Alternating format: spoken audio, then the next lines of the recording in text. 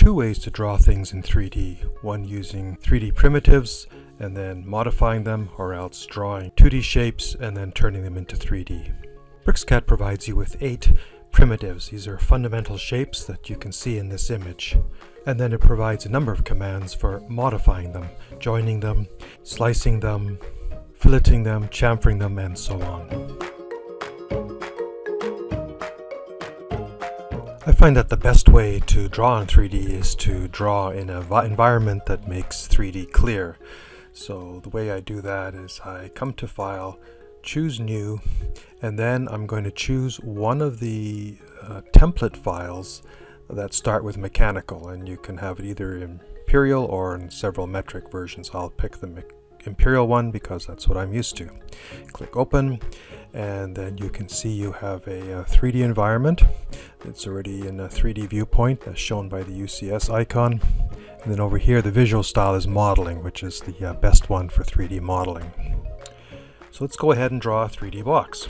So on the command line I type box, and then it asks for a corner of the box. So I'm just going to pick an arbitrary point, and then it wants a opposite corner, so this forms the base of the box. Click again, and then you show the height.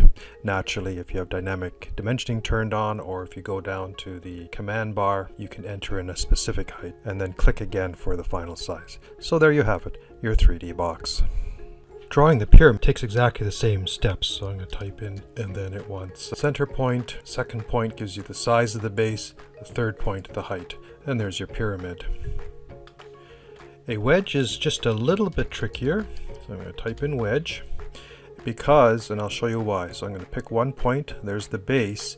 Now watch this, the part that gets higher on the wedge is not where you expected it is. It is at the side where you first picked. So let me cancel the command, start it over again. And this time I'm going to click in the foreground, pick the second point further back, and now the wedge goes up and down against the first pick point, as you can see. Drawing a ball or a sphere in BricsCAD is perhaps the easiest of all the 3D primitives. So I'm going to enter in the sphere command, ask for the center, so I click, and then it asks me for the radius. Click a second time, and there's your sphere. Another primitive with the roundish shape is the cone. Type in cone, and it's like drawing a pyramid. So click a center point, a radius, and a height. The cylinder, which is one of the most important primitives because it can be used to create holes in objects, is similar to the cone. Pick a center point, a radius, and a height, and then instead of giving it slanted walls, it gets straight walls. And then finally, the most complicated primitive is called the torus, which looks like a donut. So type in torus, and now it wants the center point of the torus, and now it wants the radius of the entire torus, which is the big part of it, and now it asks for the radius of the body of the torus, which is the donutty part that goes around in a loop. So I've picked 2 points, and there's the torus.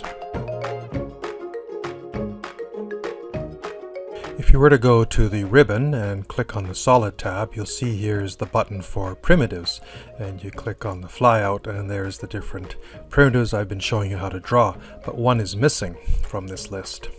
So let's go to the menu bar, Model, 3D Solids, and then over here you see the missing one. It's called PolySolid, and it's good for drawing things like walls. So click on that, or else enter the PolySolid command, and now just click these lines. It's almost as if you're drawing a fat polyline. And when you're finally done, press enter.